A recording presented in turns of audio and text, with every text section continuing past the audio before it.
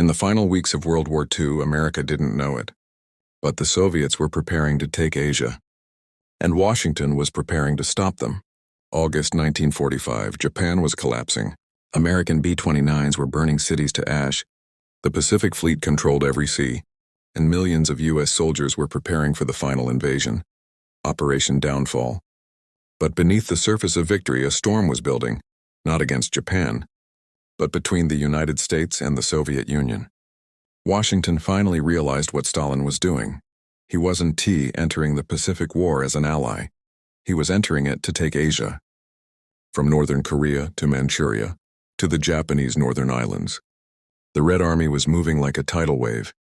If the U.S. didn't act, the Soviets could dominate half of Asia before the war ended. And so began one of the most dangerous chess games in history. The confrontation no one saw, the conflict that never became official, but nearly started the real World War III. On August 8th, only 48 hours after the Hiroshima bomb, Stalin unleashed one of the largest military offensives in history. 1.5 million Soviet troops invading Manchuria from three sides. Their target was Japan's Kwantung Army, but their real target was control over Asia's gateways, ports, railroads, mines, and the coastline facing the Pacific. American intelligence reports warned, if the Soviets reach Korea and the Japanese home islands before us, the Pacific balance will be lost. At the same time, Soviet submarines moved toward Hokkaido, and Red Army airborne brigades prepared for potential landings on Japan's northern islands. For the first time ever, American Pacific commanders realized they might have to fight the Soviets, not to defeat them, but to stop their advance. President Harry Truman, just weeks into office, received a chilling briefing. If the Soviets capture too much territory, Japan will be divided like Germany. That was unacceptable. America had fought across the Pacific for 4 brutal years, from Guadalcanal to Iwo Jima, and Truman wasn't going to let Stalin claim half the victory at the last second. In a confidential diplomatic message, Truman issued a warning to Stalin. The occupation zones of Japan were not to be negotiated. Stalin ignored it. U.S. intelligence showed Soviet mechanized divisions crossing the Amur River faster than expected. The U.S. suddenly realized, if the Soviets reached Korea before them, the entire peninsula might fall into communist hands. Not in 1950, but in 1945, the U.S. Navy immediately launched an emergency plan known internally as Operation Black Ice. The mission was simple but desperate. Get American troops into Korea before the Red Army arrived. The 7th Infantry Division, resting in Okinawa, was loaded into transports at high speed. Aircraft carriers sailed north. Submarines moved to monitor Soviet movements. For the next 10 days, the Pacific became a silent racetrack. American ships pushed their engines to the limit as Soviet armored columns rolled southward through Manchuria at terrifying speed, crushing Japanese resistance covering 30-40 miles a day. The race was not between enemies, but between future superpowers. September 1945. As Japan announced surrender, American Marines of the 3rd Amphibious Corps landed in the port of Incheon, Korea. They expected empty streets. Instead, they found Soviet scouts just 40 miles north, arriving sooner than anyone predicted. The two armies stared at each other across the edge of a ruined factory district. No one fired. But American officers later said it was the most tense moment of the entire Pacific War. One Marine recalled, the war with Japan was ending. The war with the Soviets felt like it was just beginning. The next crisis erupted in the Sea of Okhotsk. As Japan surrendered, Soviet assault troops began moving toward Hokkaido, Japan's northernmost main island. Stalin wanted to divide Japan the same way Germany and Korea were being divided, half Soviet, half American.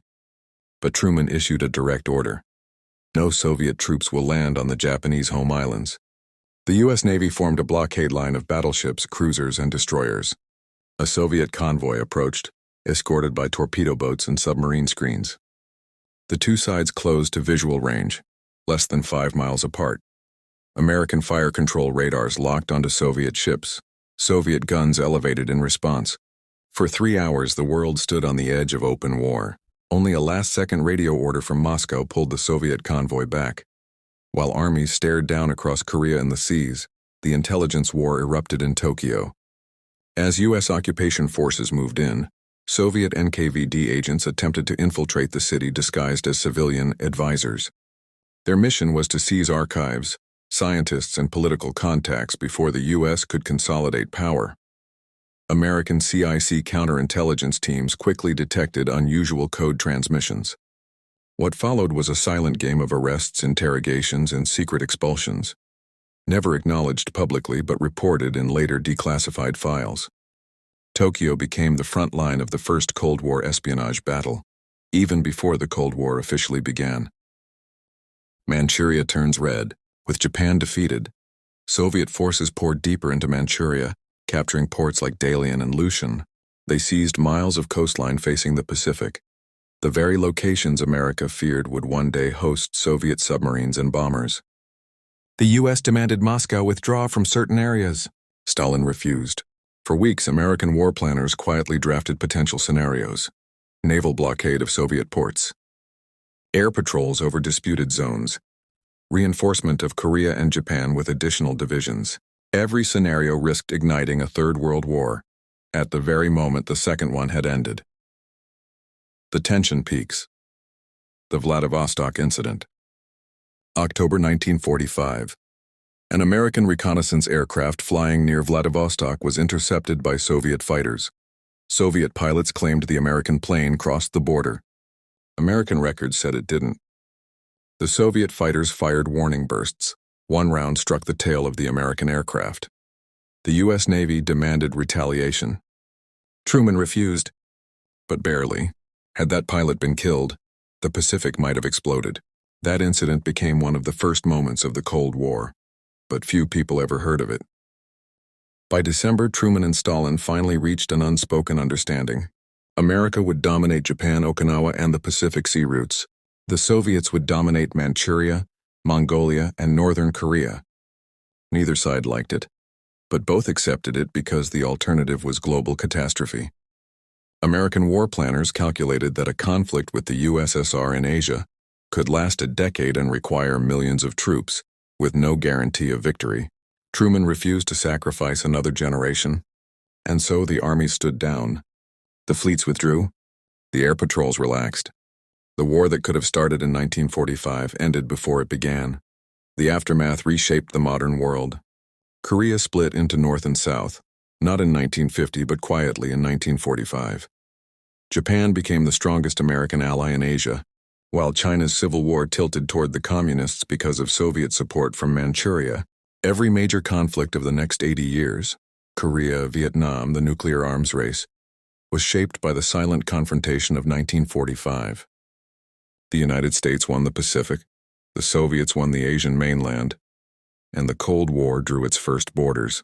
In the end, the U.S. and the Soviet Union stood at the edge of open war.